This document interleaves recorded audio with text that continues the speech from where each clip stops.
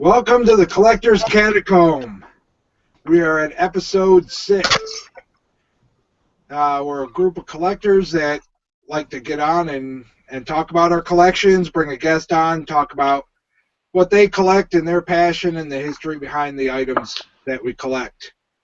So tonight we've got the normal panel, including our interim, Dan, who's becoming a regular now. And also with us is Rob to talk about his Korean War collection. So I'm going to get started. We'll get the panel introduced, and then we'll let Rob introduce himself and start with his part of the show. So let's go ahead and we'll get started with Dan tonight. Dan, go ahead and introduce yourself. How you doing, folks? Or how you going? This is Dan from Moreoldstuff, and I collect all kinds of things. I thought, in the theme of military collectibles, I wear my Australian military hat, which is actually not real. It's a reproduction, and it doesn't fit me very well. But but to cover my shiny head, I needed something on this video, right? So anyhow, I do picking and collecting. I collect military stuff. I collect cameras. I've been on here showing cameras and media stuff like videos, video cameras, movie cameras. Oh gosh, anything. A lot of paper stuff too. So thanks for tuning in here, and hope to show you one of my finds tonight. Awesome. We'll move on over to Drew. Drew, go ahead and tell the viewers who you are. What's going on? I'm Drew, the California Picker. I have a YouTube channel called California Pickin', and I specialize in fine art, antiques, and vintage collectibles. Go check me out on Facebook, The California Picker.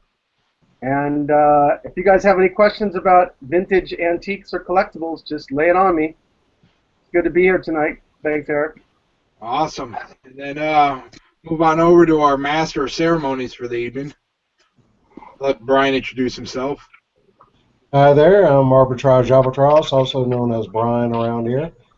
I'll be watching the chat, transferring those questions over to our chat, and so the panel members can see it without being distracted. And apparently I'll be watching my phone for Dusty's questions too. So, anyways, back over to you, Erik.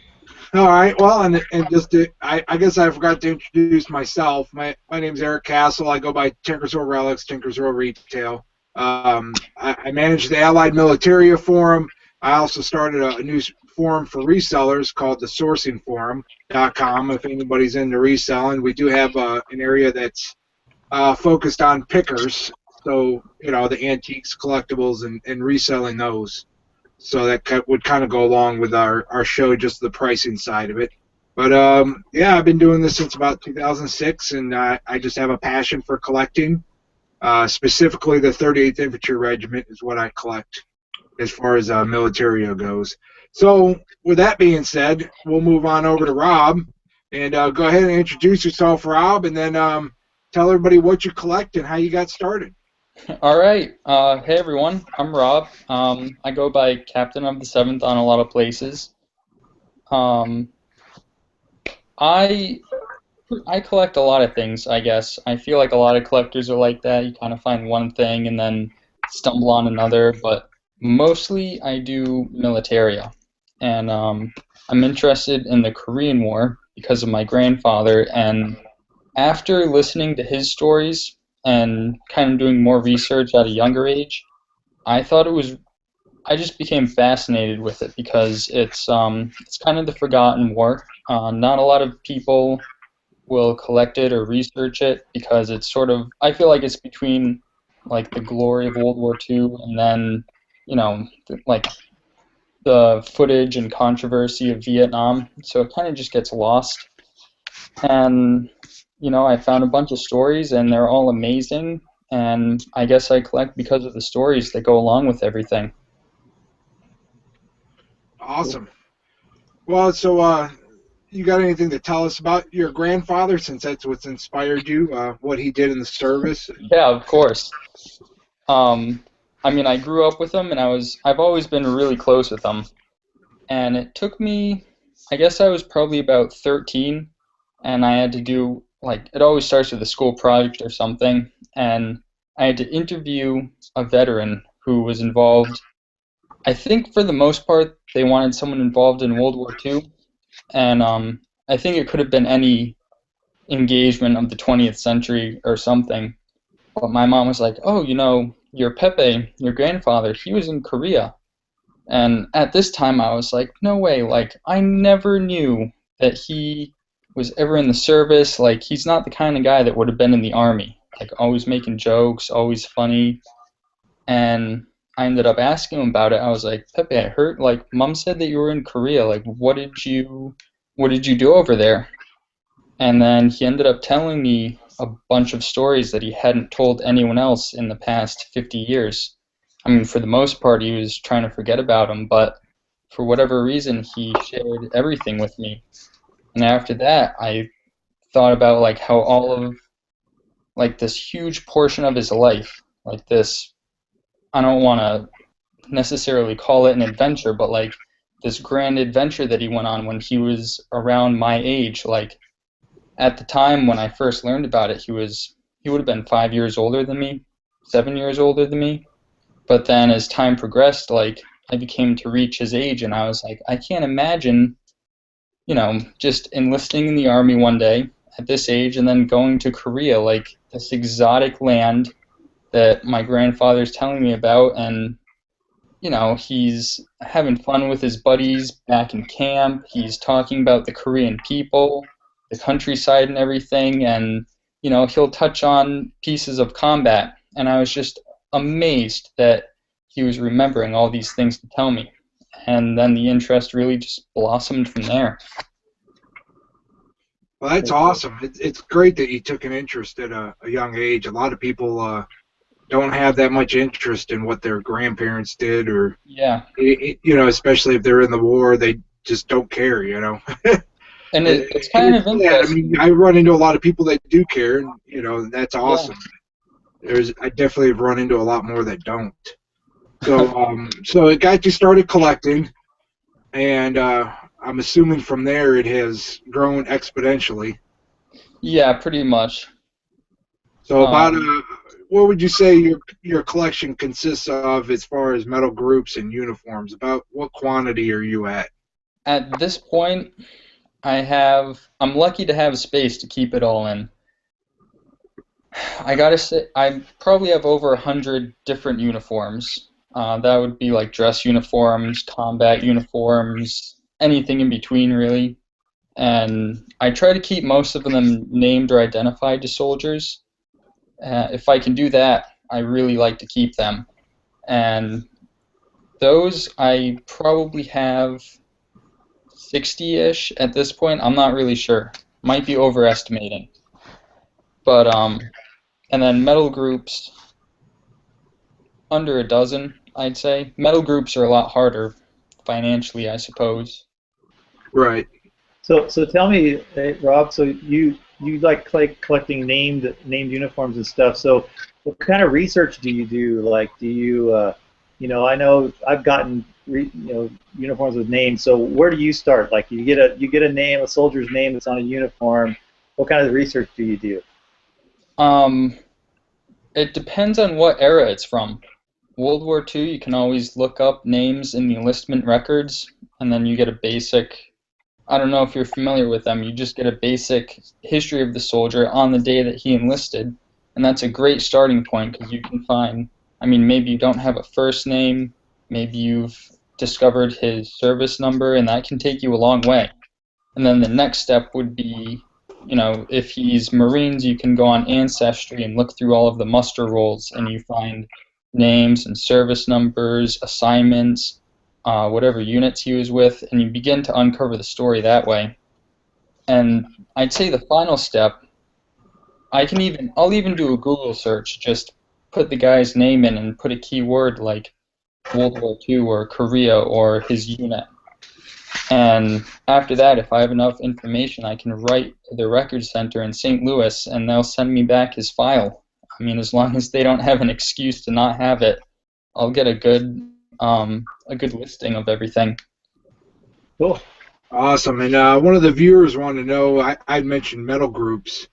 You want to go ahead and explain metal groups in what they consist of, Rob? Oh, as far as what they are, so if any soldier, I mean, medal groups can be anything from just campaign medals for whatever battles and campaigns the soldier was in, for sailor, airman for that matter, or the medal group could be a decoration for valor, or a lot of the ones that I've come across are Purple Hearts. Those, I'm not sure if they're necessarily easier to acquire, but they seem to be the easiest to research for me at this point. So I've picked up some Purple Hearts to Korean War soldiers. Awesome. So I know you got one to share with us tonight. You want to? Well, you like this one. Go ahead and lean into that story and go ahead and show it off and share the soldier's story if you like what you've discovered so far. Yeah. So this one, I picked this up recently. This Purple Heart belongs to a William R. Howard. See if I can get it on the camera.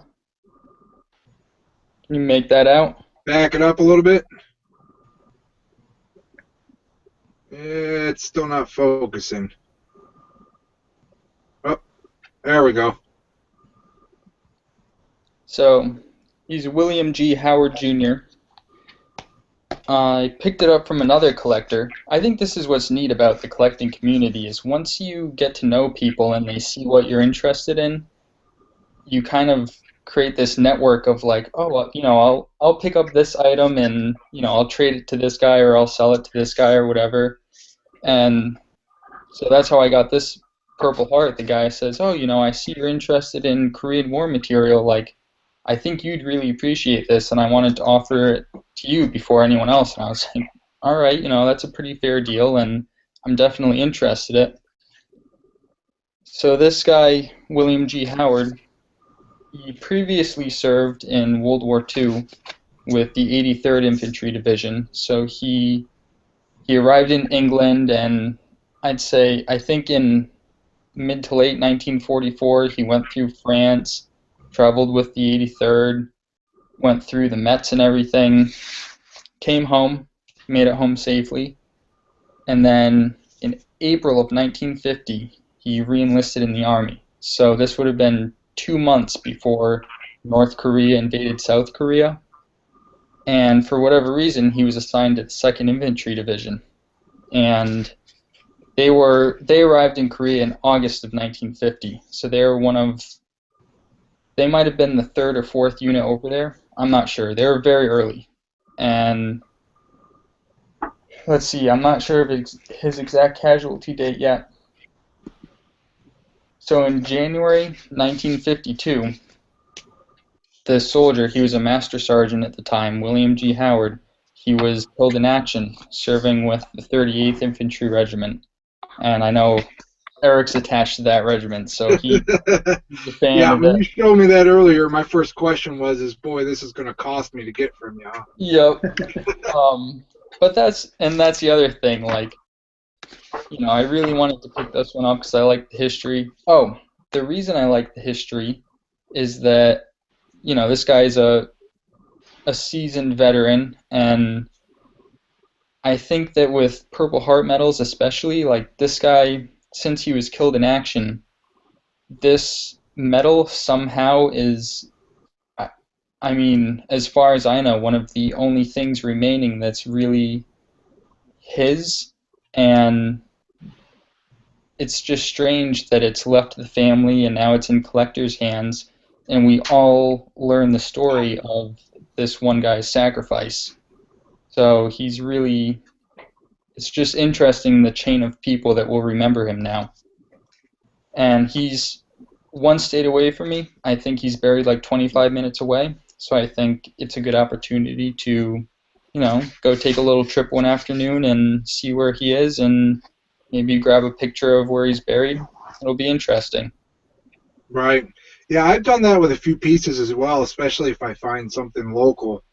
I'll generally try to find where the veteran's buried and get a picture of the gravesite. Yeah. And I always upload I usually walk around and upload several to findagrave.com. Yep, I was thinking about doing so that. much, and if I find a bunch in the area, especially veterans that aren't pictured yet, I'll upload them because I know it helps other collectors find, grave sites, and that gives information like rank and awards and all kinds Yeah, of. find a grave is amazing. Awesome. And then you've got some ephemera as well that you said you picked up recently, Yeah. right? And I Yeah, thought that was pretty cool. Some of the pieces that you have. If you want to show those off and talk about them, I always I'm like pretty excited about paper this one. stuff that goes with it. So I have this folder, classic brown folder, and this was an eBay find. eBay has definitely changed the way we collect.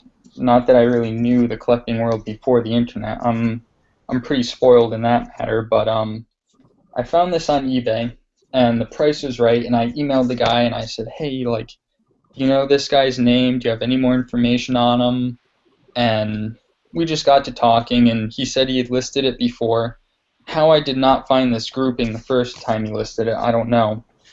But he ended up giving me the guy's name. I did a little preliminary research and found his Korean service and World War II service. And some of this was included in the auction. But as soon as I learned more about him, I said, oh, all right, I gotta have this. Like, this is such a unique group. I have all of this material. And, well, I hope you guys appreciate it as much as I do. So this is the veteran. His name is Wayne Richard Stevens. And he enlisted in the National Guard before World War II. I think just before World War II. And soon after that, he was assigned to the 29th Division, which it's a fairly famous division. I feel like a lot of World War II collectors will kind of get jazzed up about it. And so that kind of got me excited. But what's most exciting was his Korean service, because that is, of course, what I'm most interested in. And in the auction, I see his Bronze Star certificate. And let me see if I can do some screen sharing.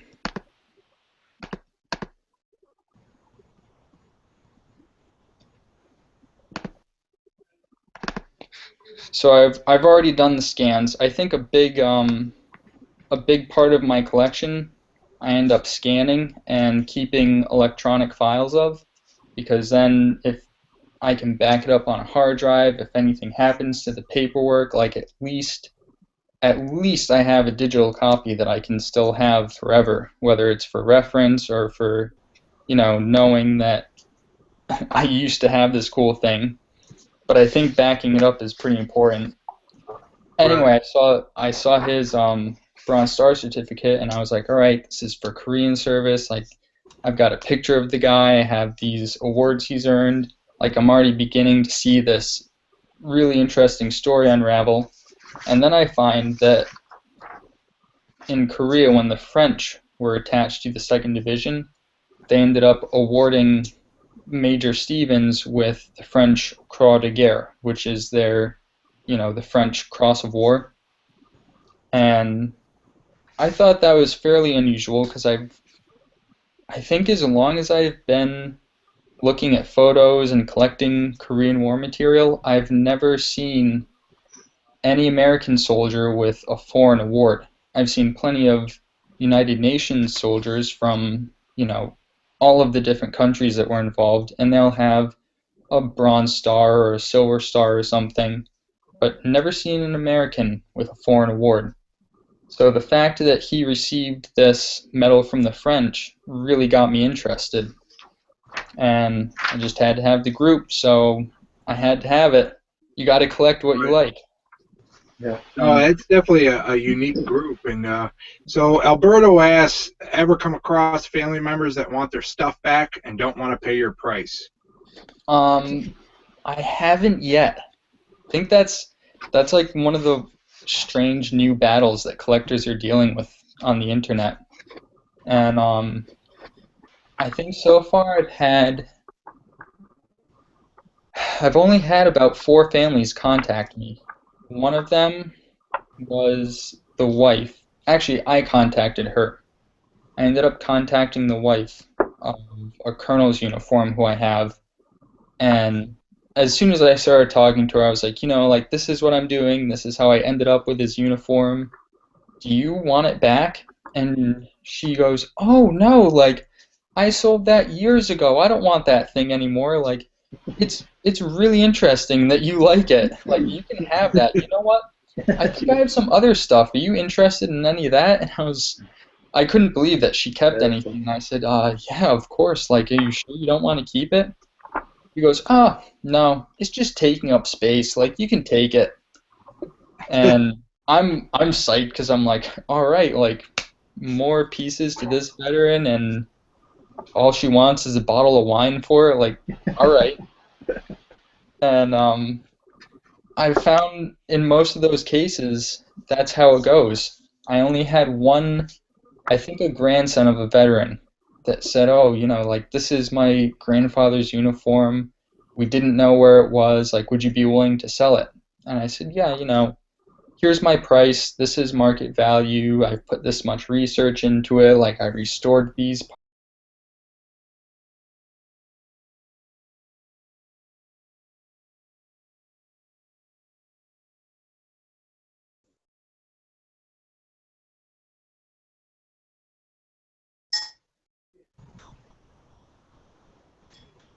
Are we back? Was Yeah, was that everybody or just me? I think that was No, all. it happened to me too.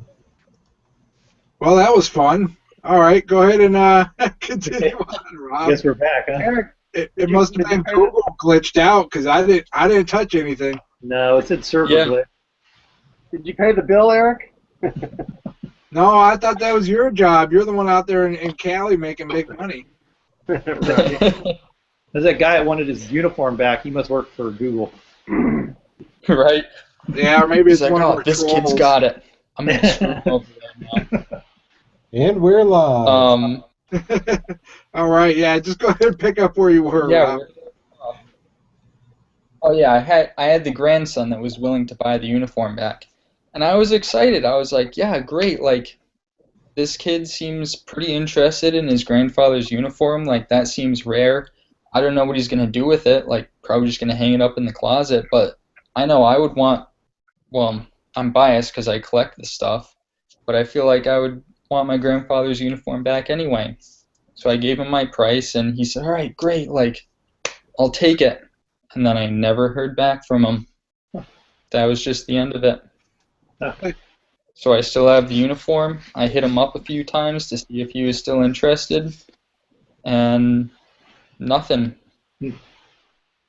Hey, that's all right. And I mean, those are the good stories. I've heard some real horror stories out there. I know. You No do one's have to after be me. careful because when you start talking about getting into metal groups that are worth, tens of thousands of dollars, which they do exist, you give vultures from Yeah. extended family that will try to spin a story and just to get the metals Exactly. back from you and put them back on the market. Luckily, So. I don't have any that are worth tens of thousands of dollars. Tell us some horror stories, Eric. What's that?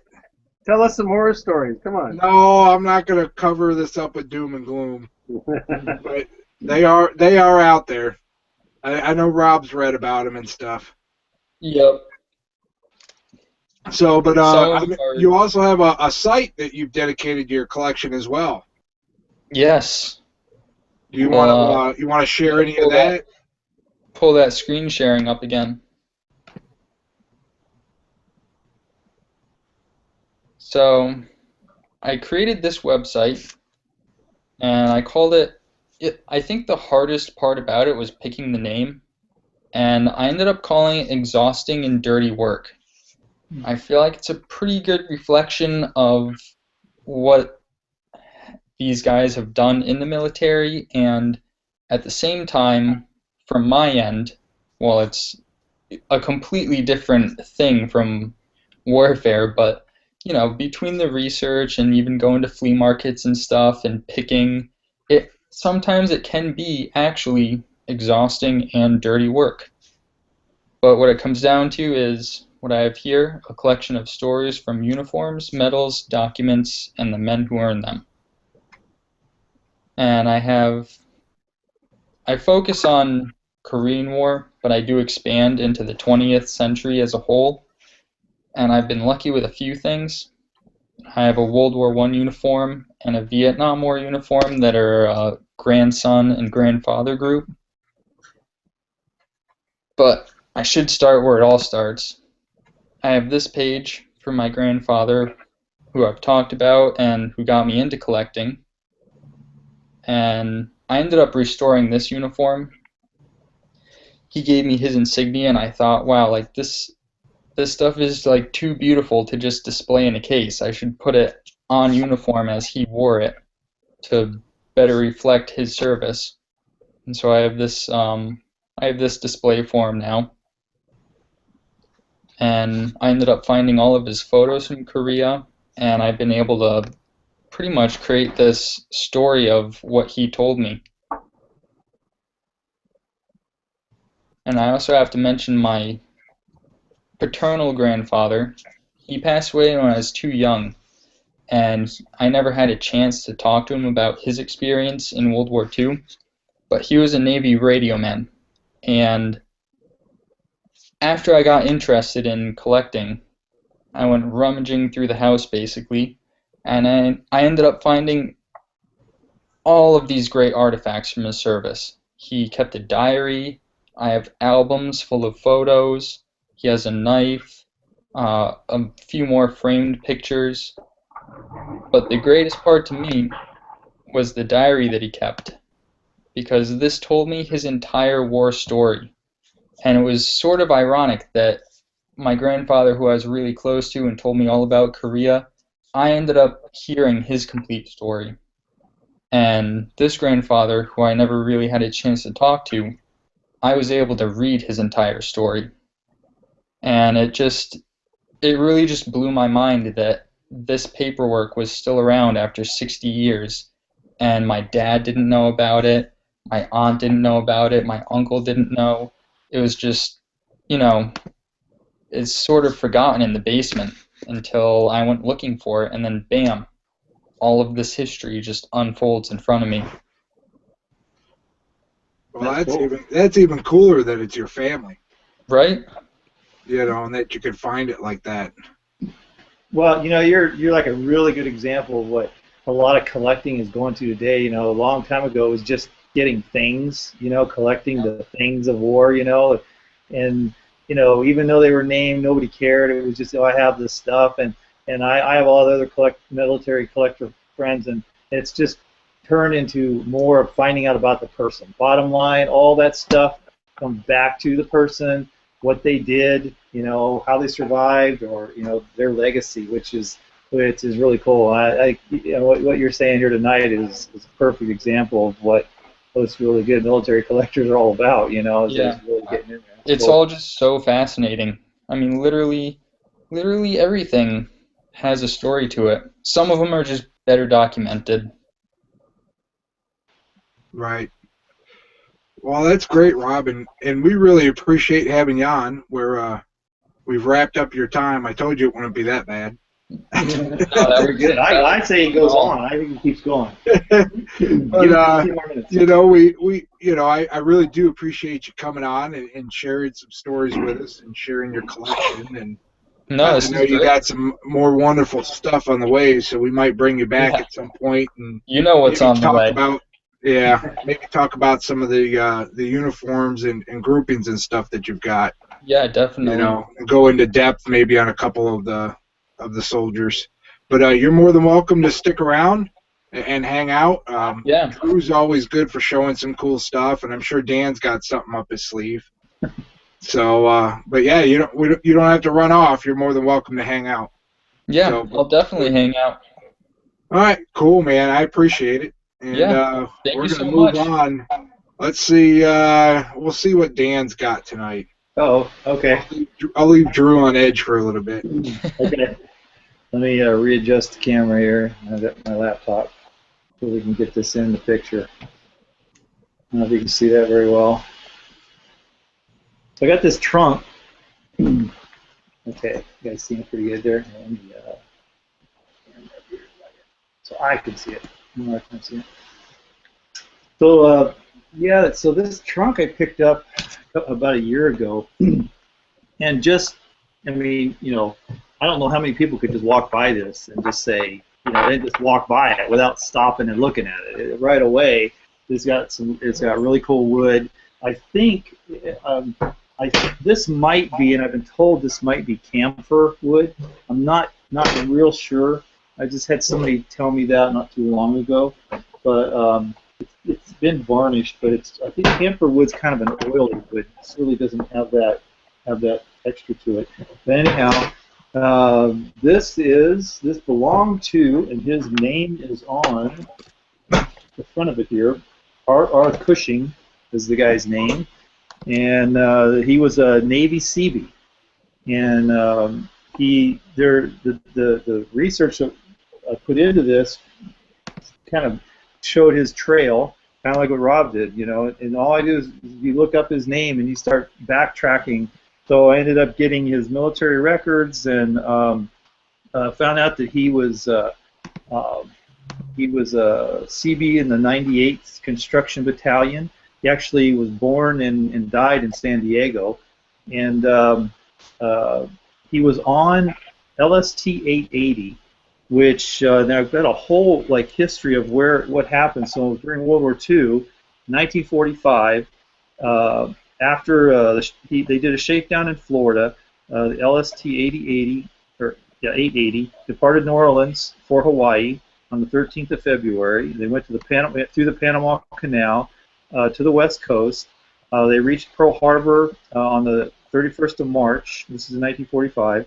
During the next 6 weeks, it participated in a training operation with Seabees before departing Pearl Harbor for the Western Pacific on May the 24th.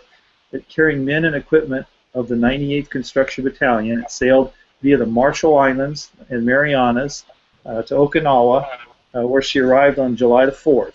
There she discharged men and cargo, and after embarking combat veterans, she sailed for the Marianas on July 10th, steaming via Guam. She reached Saipan on the 19th, and then LST 80 among the Solomon Islands during the final week of fighting in the Pacific that they were involved. So what this trunk has, and you can't see, it's hard to see some of the red letters, but basically the guy has stenciled on all of his ports, all the islands that he was at. So Saipan is on here, the Marshall Islands is on here. Here's his service number right here. Guam's here, New Guinea's on here. His hometown, or I'm not sure what this part, Lindsborg, Michigan. So I'm not sure, since I think he may have been born here, and he may have lived, but he was born in Michigan, and he lived here in San Diego when he died. That's what it was. So on the bottom, there's other islands, the Philippine Islands, Russell Islands. So all his entire trip on this ship is all basically documented on this trunk, which, I mean, to me is a cool looking trunk as it is, but then to have this guy's history and, you know, what he did and everything. But being part of the construction and Seabees crew, they were really basically building runways and roads and bridges and all kinds of things on all the different islands, any construction stuff. And what's cool is the handle. This looks like a homemade trunk. It's got brass on the corners. It's got brass fittings on the corners. It's got a steel handle, and then this steel latch in here. And the inside's done up really well. The inside looks really nice and really clean. So that's one big piece that I got here. Another thing I wanted to show you.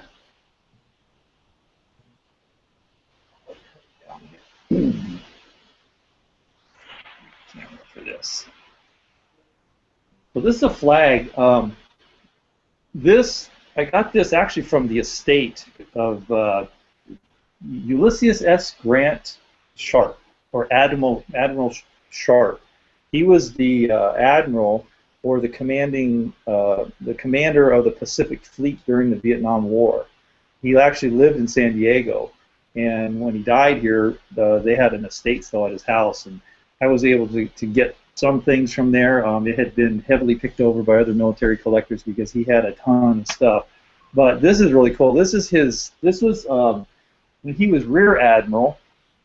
This flew on the ship. So whatever ship he was on when he was Rear Admiral, this was his flag. This flew on his ship, and it has on here the name of the.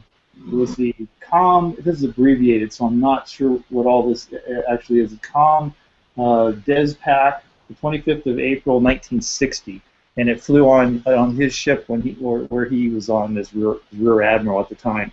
So I've hung on to this, and actually I bought it because I was going to resell it, but I started liking it so much, and I boxed it up. And so one of those things, you know, because I do sell sometimes, but I have a hard time with some of the military stuff because I know that this is like a kind of a rare thing, and they're going to find anything like this again. So, but anyhow, so those are my two show and tells for tonight. Yeah, it's that's the only downside, I guess, to being a collector / dealer is you end up keeping a lot of stuff. So Sabina wants to know where you found that trunk at, Dan. I actually found it at a I think I found it at a swap meet, and there was no other items for the man's belongings. It was just this trunk, and I mean, I paid $40 for it. So to me, that wasn't bad. That wasn't bad. Yeah, I mean, it was too cool. Just the looks of it was just too cool to pass up. But you see, I'm seeing in my new background. Every time I come on, I try to have a new background.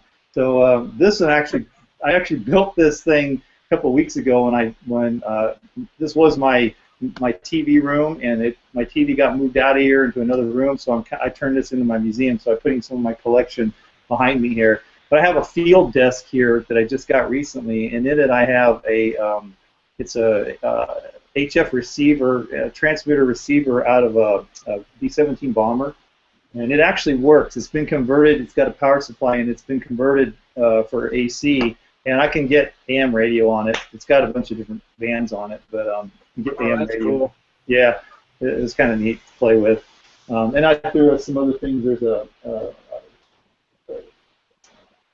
it's another radio. It's a transmitter for shortwave.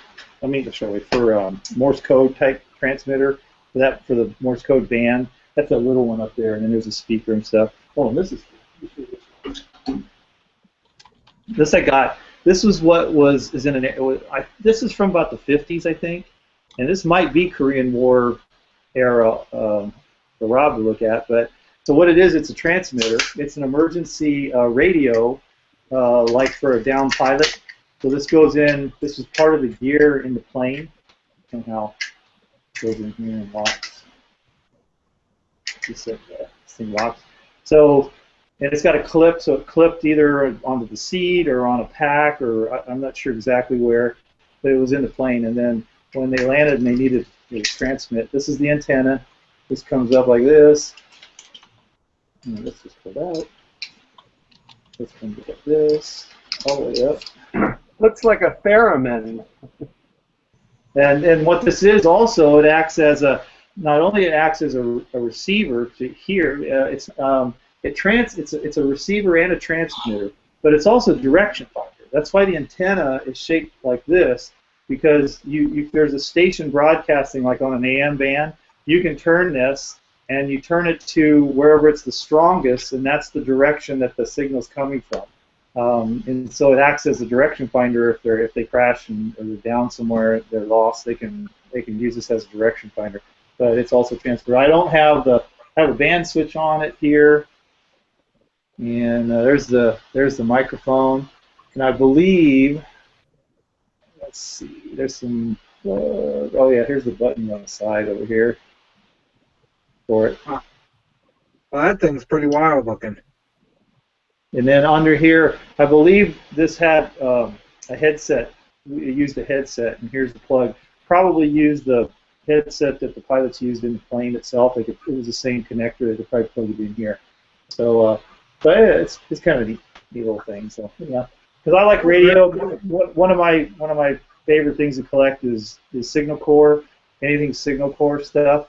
I like the radios, the uniforms, patches, and all that kind of stuff. So I'm building my little museum here in the corner with all the goodies that I get from that. Well, that's what Swamp Picker had me check out on the Catacombs. I don't know if you've seen it, but it was a Signal Corps uniform. I saw that uniform. That's really cool. Yeah. Yeah. So, awesome. Well, I appreciate it, Dan. And then we'll move on over to Drew. What you got for us tonight, Drew? You got plenty of time tonight. Wow. Well, I shaved for the occasion, if you didn't notice. Nice. I did the same thing earlier because I didn't work any real job this week, so I was a little scruffy. Yeah.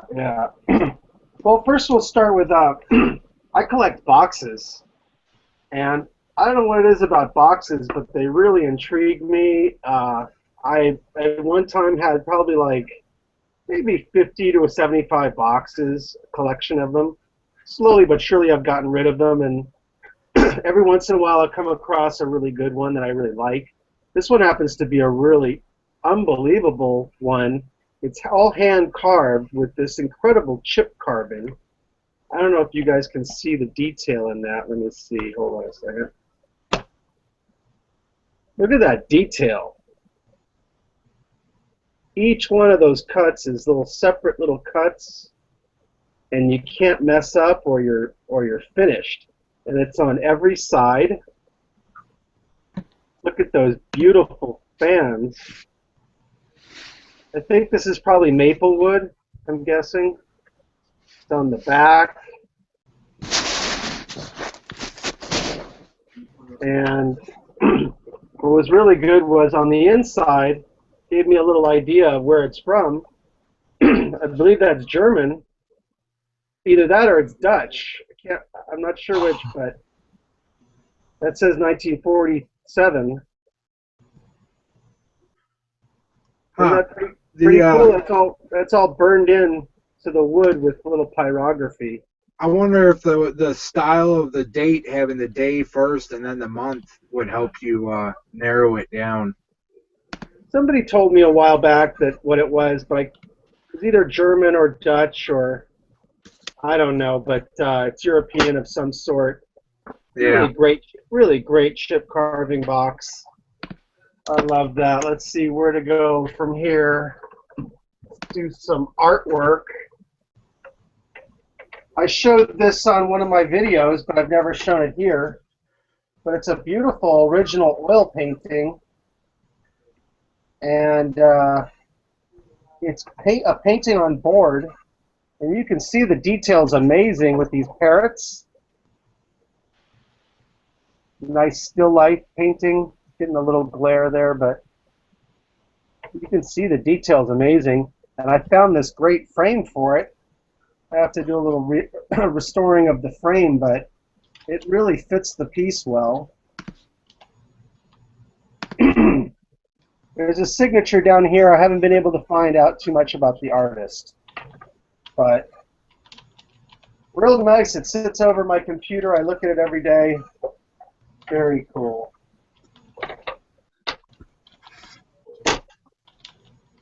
Let's see, what else?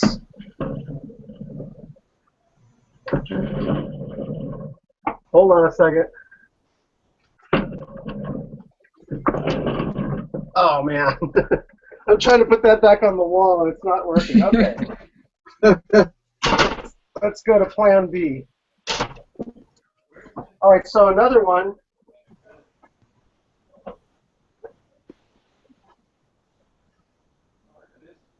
Another beautiful piece of artwork. This is also an original painting, oil painting on canvas this time. It depicts this great battle scene. Speaking of militaria, this is some old militaria. And I haven't determined exactly where the origin of this painting is, but they have some kind of Spanish-looking type of hats, helmets, maybe Portuguese, maybe Spanish. but the detail is phenomenal, and I think this is a major find for the California picker, or any picker on our channels. This could actually be an old master of some sort, a study of an old master.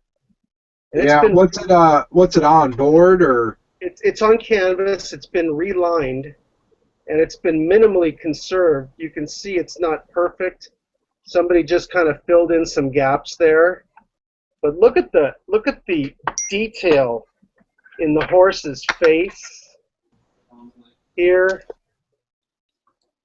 And I love the expression on this horse's face as he goes into battle.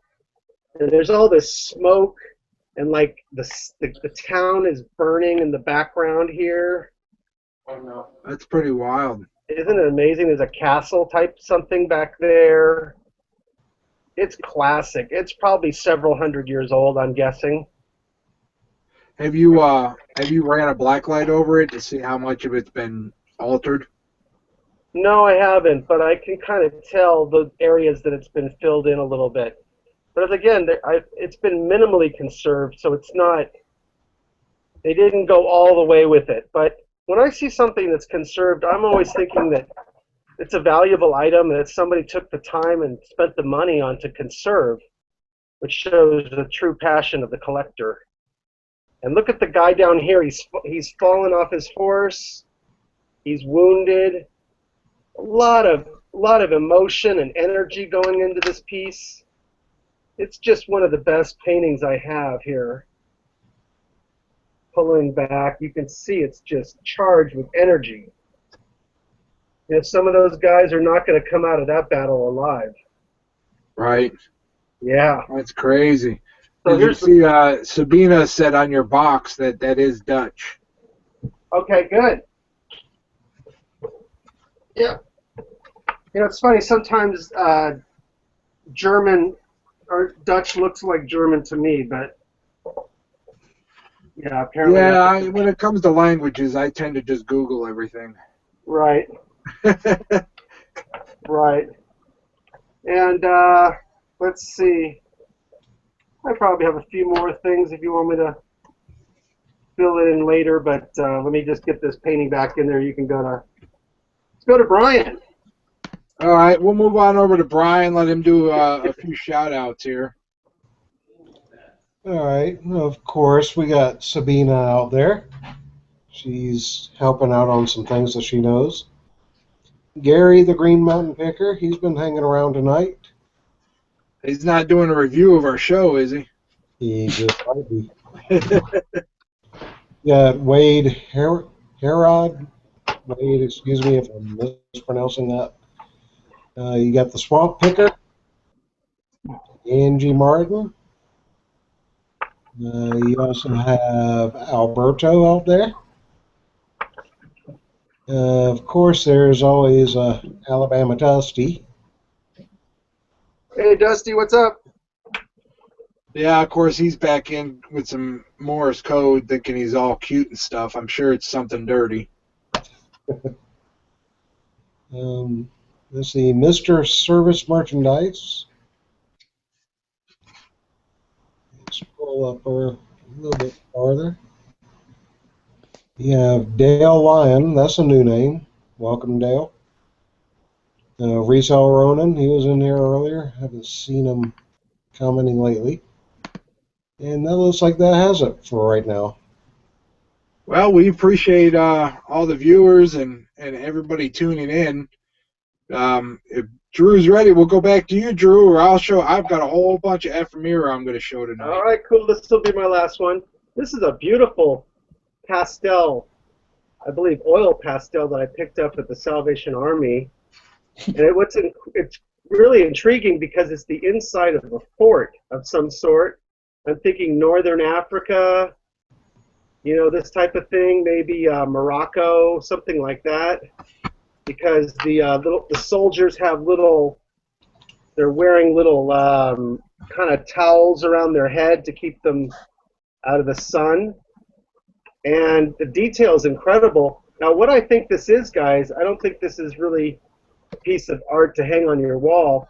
I think this was a set design, possibly a type of storyboard that an artist would put this rendering together, and it would give the set design people for a movie to possibly make this kind of set. And we see here the Gatling gun right here. So that probably will date it. The Gatling gun probably, what you tell me, guys, what, 1860? When did the Gatling gun come out? I don't know, 1840s? But Yeah, there it is right there. I'd have to look it up specifically, but you're pretty close there. Yeah, I think so too. 1860s. Right. Go ahead. What were you saying? And the Gatling gun, I think, is from the 1860s. Yeah. Yeah, probably right around the time of Lincoln. Yeah. And I love the detail on the barrel.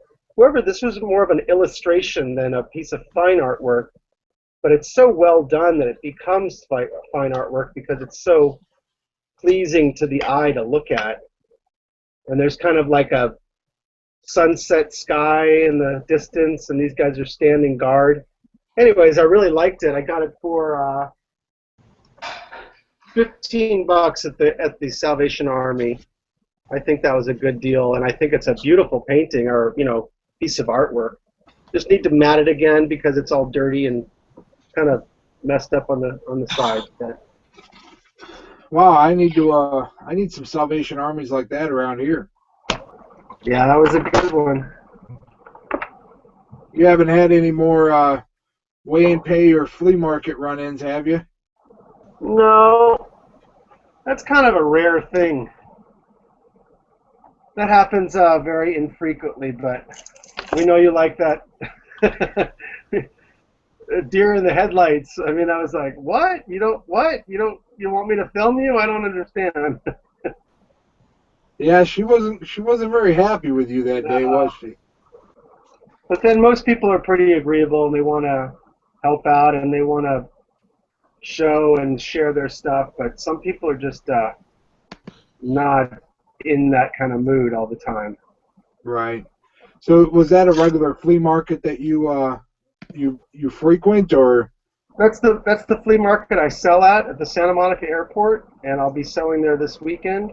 And one more thing, which is really cool for my situation now, is I got my van back going. I have a little Toyota minivan, and it's a cool little minivan, 1985.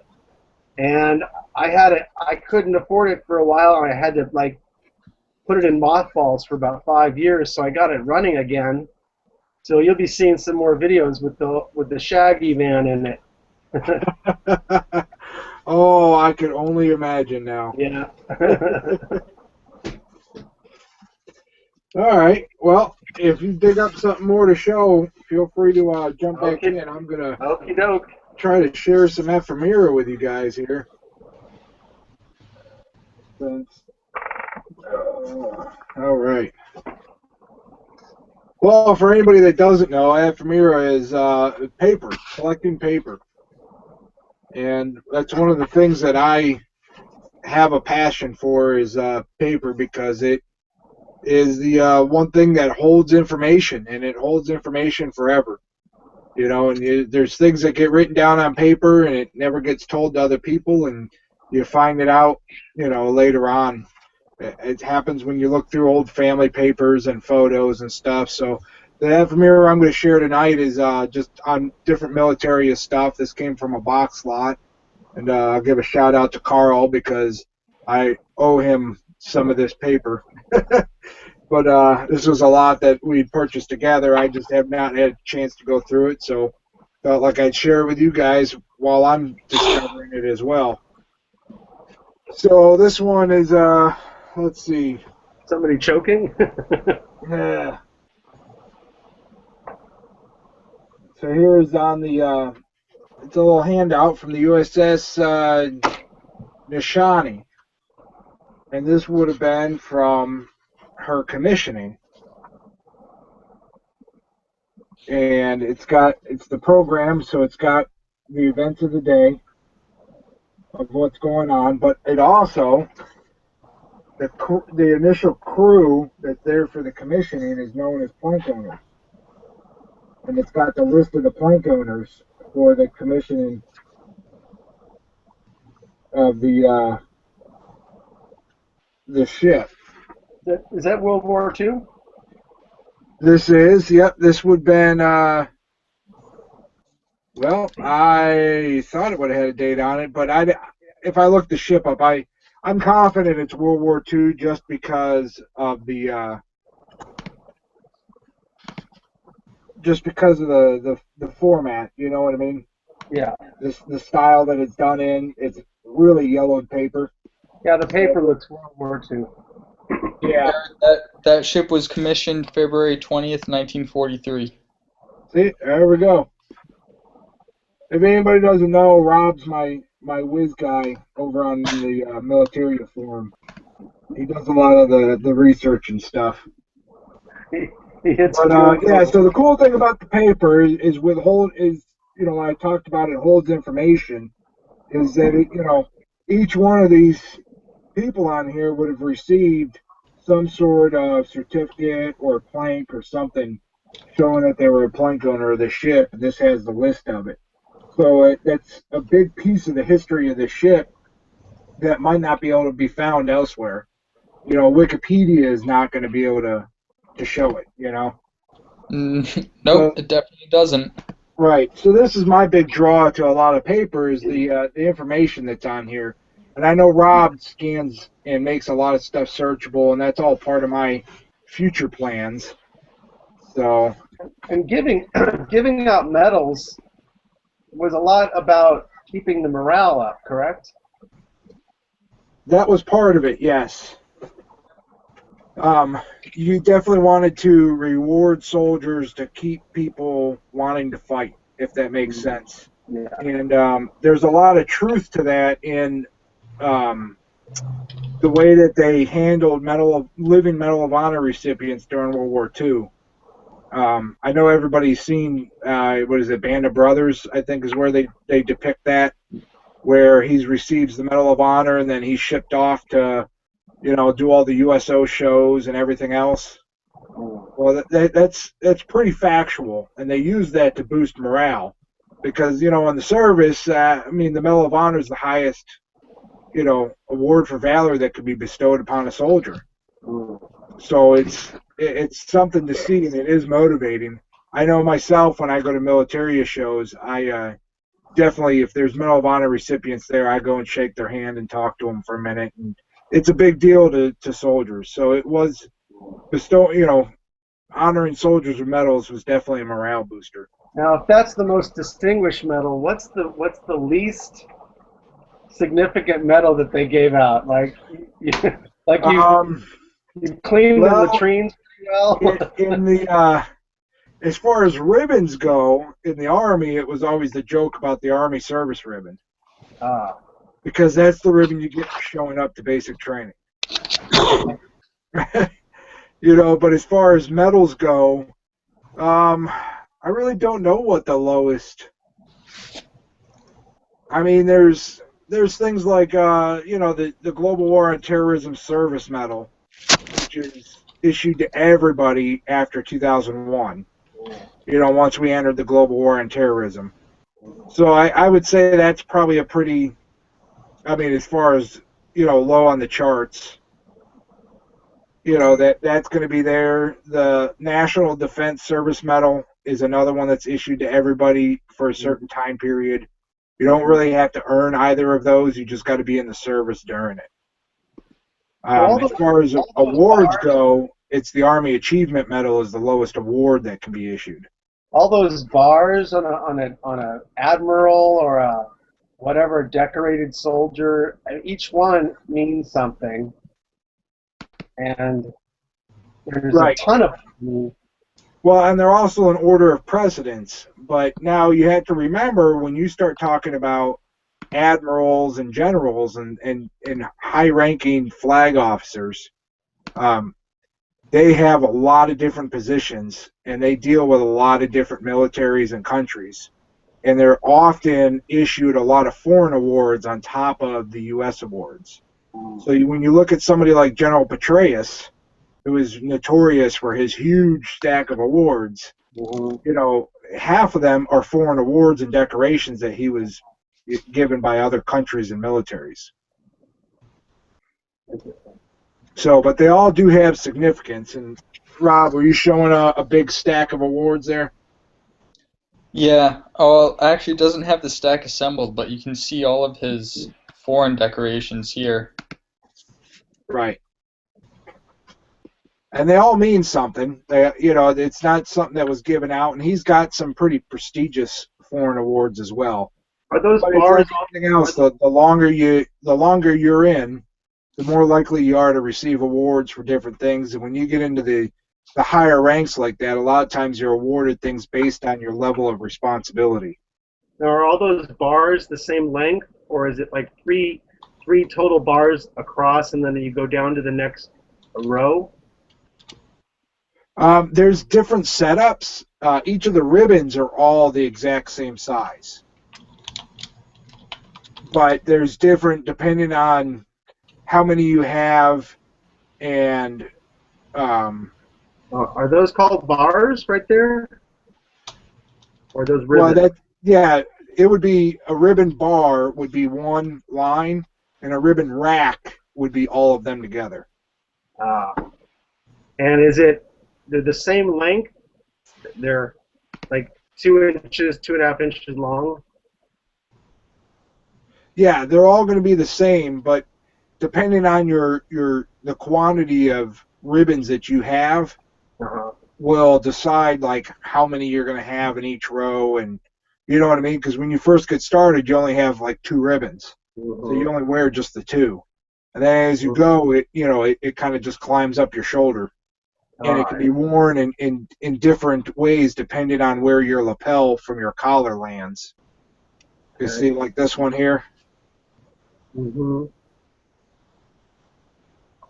So, and then different eras have different styles to it.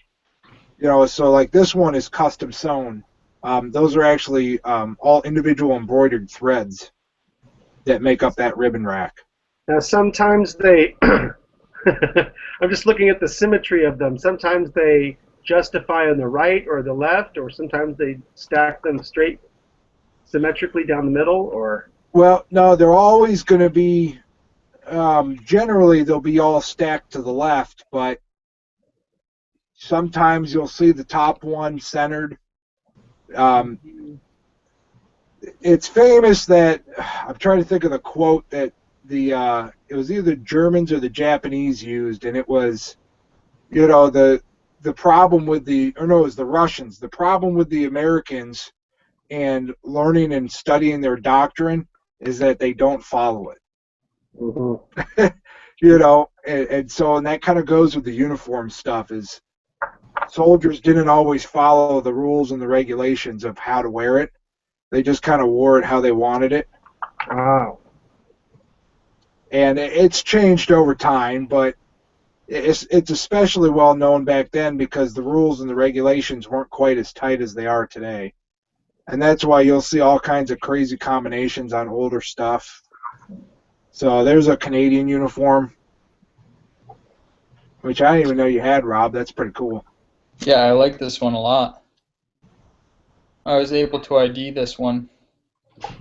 So as he gets more ribbons, he adjusts them, the design or where the placement is on the uniform? Correct. And what happens when that pocket gets in the way? Well, it only goes up. It doesn't go down. Is there enough room for it to go up? You ever seen General Petraeus in uniform? Is it all the way up to his shoulder? Pretty much. You got a picture of Petraeus, Rob?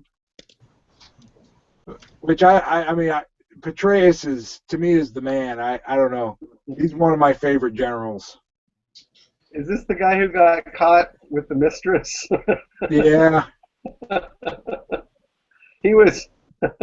What was he doing? He was leaving some kind of emails, and he thought that they weren't there. Well, he wrote an autobiography, and that was, or I think it was an autobiography, and that was his, basically like his author, researcher whatnot. Uh-huh. She followed him around, and they struck up a relationship, and it just spiraled out of control. But yeah, That's- I don't care what anybody says. You can't. That little smudge on his career is nothing.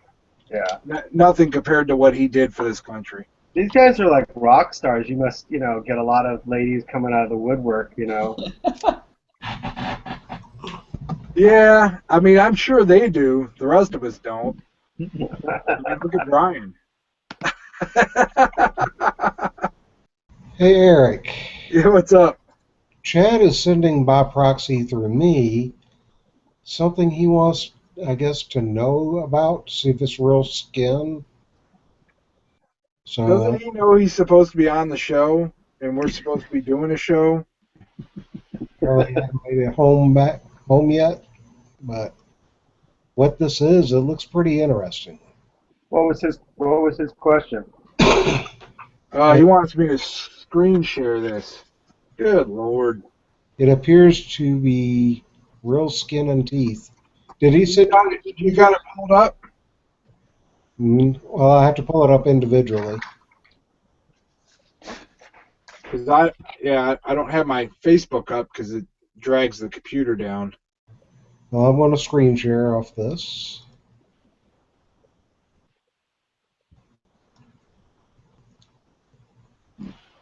Oh, man. What is that? I don't know. It's interesting, though. Oh, I know. It's African. Or, yeah, it's either African or it's possibly from, whatchamacallit. Now, there are more pictures. He's sent me a bunch of them. Yeah, scroll down a little bit. From the islands. Hold on. Let me get to the next one. Where is he at?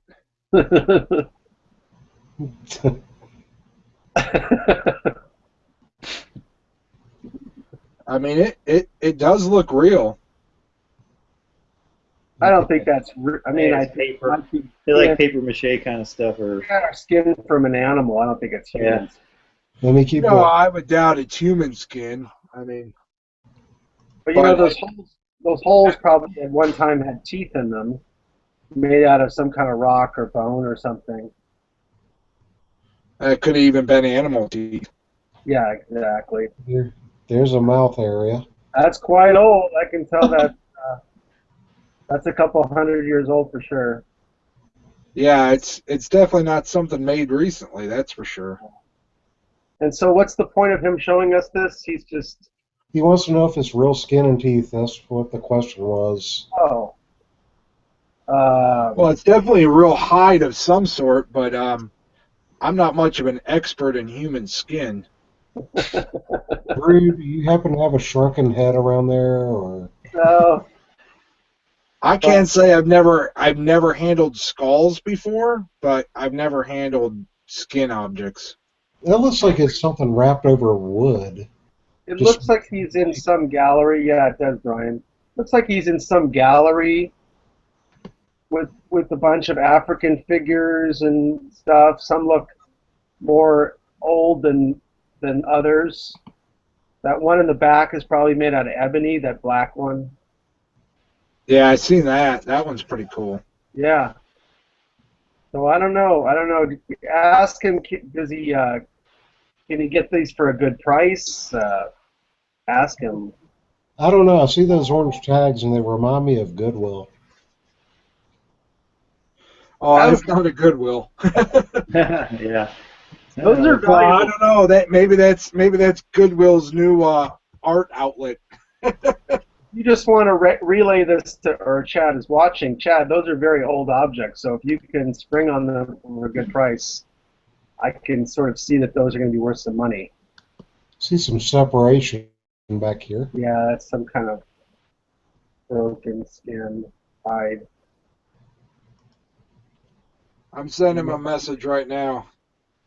Yeah, if he can get those for like $50 to $100, he could sell those for $400, $500, $600. Some of them, and they could go up from there. There's some good ones there. I see them.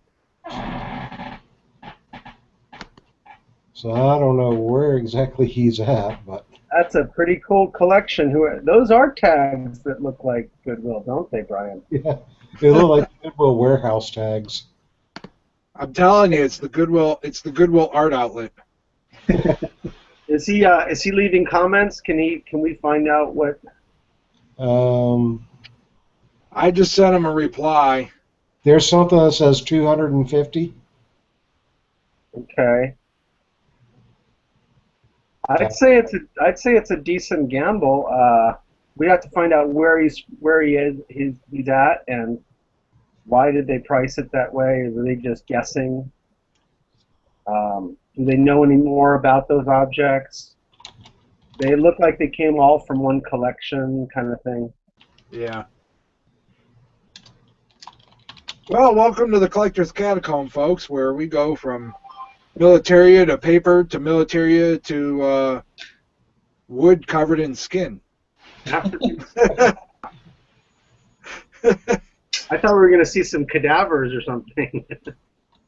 You never know with Chad. It's funny. I get pictures from him and also Paul, which I don't know if he's watching, but Paul sends me pictures as well, which we know is one of Chad's buddies. So it's a never-ending stream of fun stuff to look at. So, but let's see. Joseph Hare wants to know if my mustache is getting a show. Sounds like Joey's getting a little jealous out there. He must be able to only grow one of those little pencil-thin things like I had in high school. Don't hate on the stash, man. I just didn't wax it up. It goes into a full handlebar. Oh, and Erik, there's one last message for you. It's going to be right over here. That's from Chad.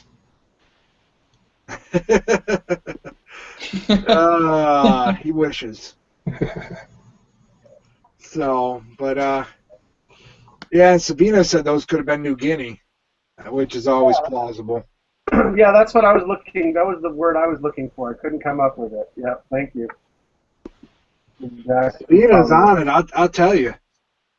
She's answering all our questions. It looks like she's the expert. That's awesome. Tell her to subscribe to my channel. I need another expert. Right? How do I get the chat on? Do I go to Toolbox? Over to the left side of your screen. The blue box. Yeah, right at the top.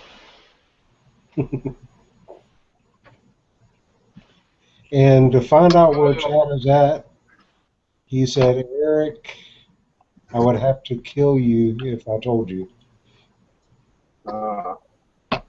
So, anyways. He sure does talk a big game for being an MP.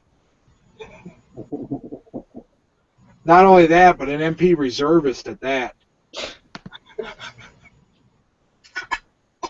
We'll see how he likes that one. Hey, he took a picture with Fabio. Yeah, where's your picture with Fabio, Erik? I have a picture with Bruce Smith in Iraq. I'd say that beats Fabio any day of the week. I also seen his pictures with Brian Bosworth trying to hide under a chair or something. Yep. Yeah, I have pictures of pro football players hiding during a rocket attack underneath folding chairs. Really? Yeah, I really do. I'll pull them up later. I'll pull them up in the after show. I'll show you. It's pretty funny. Anybody that follows the NFL or college football, I have some pretty cool pictures. It was from, let's see, that would have been New Year's 2010. They'd come out to do a little USO tour, and we went to the base to see, and they rocketed the base because it was New Year's. So they were all ducking under folding chairs and stuff, which was humorous for us because it really wouldn't have made a difference whether you were under a folding chair or not. So, but we'll continue on with some ephemera. Maybe get back on topic a little bit.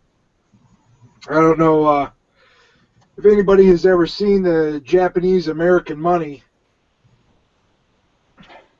but during the occupied era of Japan, we had pesos in Japan. Printed pretty, I would say, you know, a reflection of American money. But, yeah, the Japanese actually used pesos during the occupied period. So that when they, yeah, I think they used that when they occupied the Philippines. And that's the money that they used when they occupied the Philippines, because the Philippines uses pesos. Oh, that must be what that one is. Yeah, yeah. I'm going through the box. I haven't looked into All this. right, that's cool. Hold on. How are the Japanese going to read pesos? Yeah, it's just like, when did Japan invade Mexico? Right. You know what's weird? I found out this the other day. I didn't know this. Spain was the original occupier of Jamaica, and then they were taken over by the British, the United Kingdom. And when the Spanish were there, they're the ones who had the slaves from Africa. And when the British got there, they released all their slaves, and all the slaves ran into the jungles.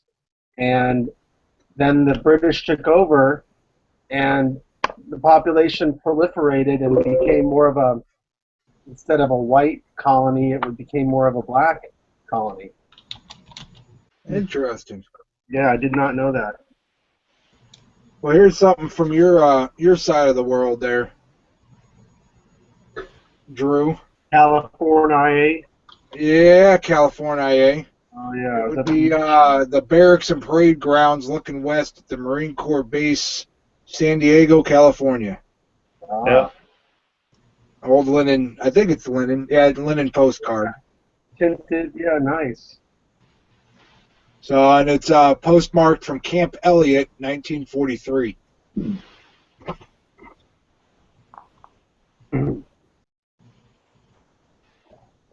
So postcards are always fun. Interesting to read. Some, Interesting to read the language of, like, I came across this guy's stuff from World War II, and he had all these letters written to his girlfriend, and it's so weird how the language was so different back then in the 40s. The way they would talk, and they would say stuff like keen and swell. I love swell. Swell, and you're a swell gal, and it's just the funny stuff, and it was just interesting to read that from a gone era. yeah, no, it's fun. I really enjoy like the Civil War era language as well. Reading old journals and stuff, it's quite interesting how they talked.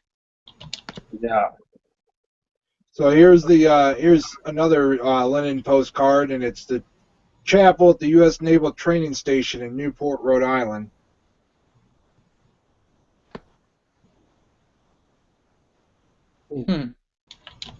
So that's a chapel.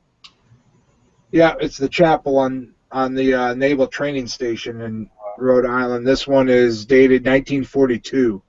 Is the postmark on it.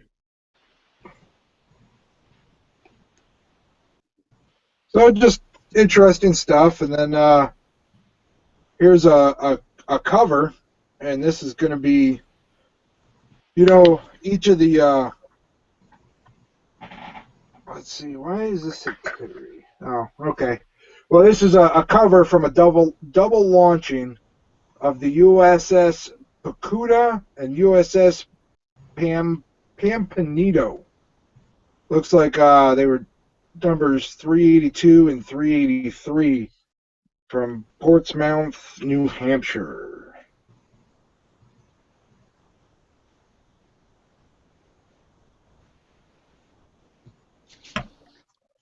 This is interesting stuff. I know this is probably boring people to death.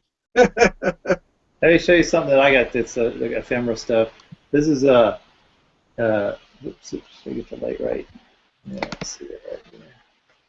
I have two. There's two items framed in this frame. Trying to get it. So the top one is a 1992. It's a first day issue stamped like picture. It's got the 29-cent stamp from the day. It was September the 30th, 1994. It actually this envelope or this picture, stamped picture, card flew on the Space Shuttle Endeavour in 1994, and then below it is an envelope that's stamped and dated 1928. And it actually flew on a mail plane that Lindbergh flew. So this is one of the pieces of mail that Lindbergh flew. And it's stamped with a stamp on here. Lindbergh again flies airmail. And it's got a stamp on there and everything. This is from February the 20th, 1928. So this is kind of cool. I actually found this. I bought this mounted together, and there's a certificate of authenticity on the back, on the inside for the shuttle one to prove that it did fly. Supposedly flew with on the Endeavour. So that's kind of a neat little break in history between Lindbergh flying his plane and then a space shuttle flight. That's pretty cool.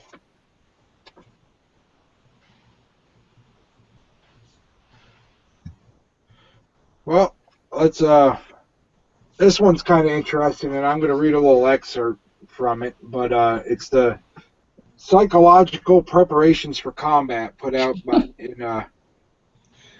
by Field Artillery Replacement Center in Fort Bragg, North Carolina. And this particular pamphlet's dated 7 June 1943. But it's kind of fun because the political correctness of World War II is nothing like it is today. It is much better in my opinion. Oh yeah. But so they're talking about how you have to hate your enemy, right? So it says hate is like gin. It takes a while and then suddenly it hits you. After you've seen your buddies killed, after you see bodies or what's left of them piled up for burial, when you realize that they are after you too. When it finally connects in your mind that moral code does not exist in this way, then you will begin to hate and want to retaliate.